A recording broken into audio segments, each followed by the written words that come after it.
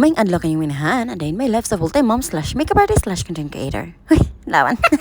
It's another day, another video na po tano. So, bagong kamera na itong gamiton karon gi-landscape ko na ni. Kay para nag-upload ako sa akong YouTube, diretso na siya landscape. So, kamo na bahala mag-adjust inyo ko galingon din ha sa akong kamera kay mura lang-alang na ni sa akong YouTube. Lawan. Sunday morning, so every Sunday makasimba mi ani kung dili sa poto ning mga bataan. Mga alas 6 pa lang, nagbiyahe na mi ani kay 6:30 ang misa. Kaya nga muaw padong dito sa simbahan kay mo dagan pag 5 minutes to 10 minutes ang biyahe kung dili traffic. Kapit nang paggunumular gani akong manghod mo na nga manimba mi karon. Ug ako na lang po nag-testingan ni ako ang kamera kay basin yung maglisod pa tag-adjust. Kumbaga ang inyong inahan diri nag-explore pa. Ug ako po nakitaan kung maayo ba ang quality good for vlogging. Ay og di iuli ko ni sa DJI store. Laman. Bitaw so pagtan-aw pa lang nako din ha kaninot gid ang ilahang quality no so nakaingon jud ko 101%.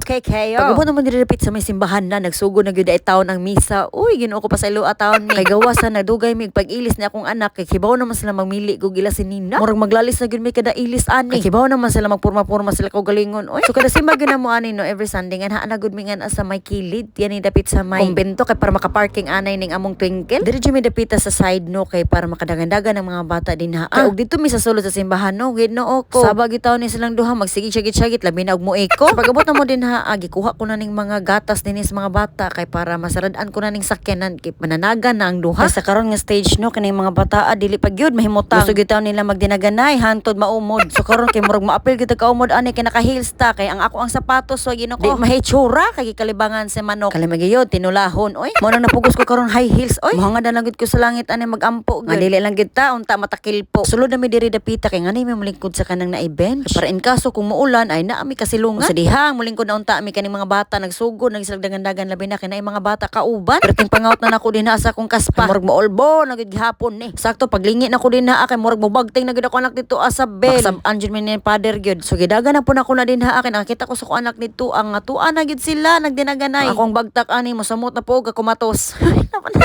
Mara ko gingon ninyo nga magduduha mig atin og simba kay duha na mo gud sila magdinaganay. Salamat na lang gani ko karon kay na ako manghudi na ang anak ko'y kaaga. Unya ay mo kasako nganoy nga nang sinina sa kong anak kay siya namili ana. 2 years old pa lang gani na kibaw na siya mamili og magpurma-purma si ko galingon. Ug makaingon mga nung wa na ko nakabadlong oy Ginoo ko. Away taon mi anak kay di lagi siya magpasulot sa katong usa ka sinin nga ako gipasulob. Bong kinot gyud ay ning Pebrero no.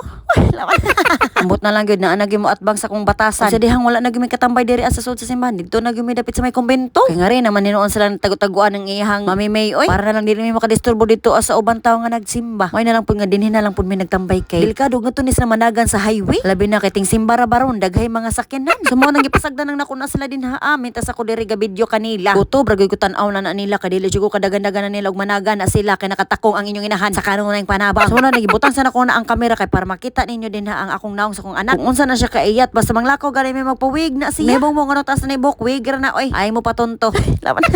Murag ni gabot niya di sa bayno kamanghaw na gini akong bagtak. Kay preteng sa kakanaog ani nila mura mo gini sila nakabuhi gud sa hawla. Oy. Maginapirmi na ko isulti ninyo nga mura gini sila mga hyper nga bata. Lami gini sa papilon og mga sports ba. So diri ako na po nag-adjust ako na po nagsunod-sunod na nilang duha. Kay ang ilang mamimay din nga kaduwa nila ay nahurot na ang kusog. Oy. Luya pa sa tanan luya. So nibalik mi diri sa mong gilingkuron kay gipatutoy sa nina mo silang duha. Ako ginamong pasalamat ani nga makalingkod mi kay makaginhawa mig 5 minutes. Ug sa tunga-tunga na ning misa no kay magpadong naman ni kalawat. Aw amo na lang po ni sila gibit dito sa sulod kay para makakalawat mi. So pag humana po na mag-attend og misa nino nangaon na tayo mig puto og nanguli mi. Kay daghan pa mig obligasyon sa balay. So see you man next person vlog. So maratong minahan salamat sa imong pagtanaw. Ayong inahan. Laban. Ciao.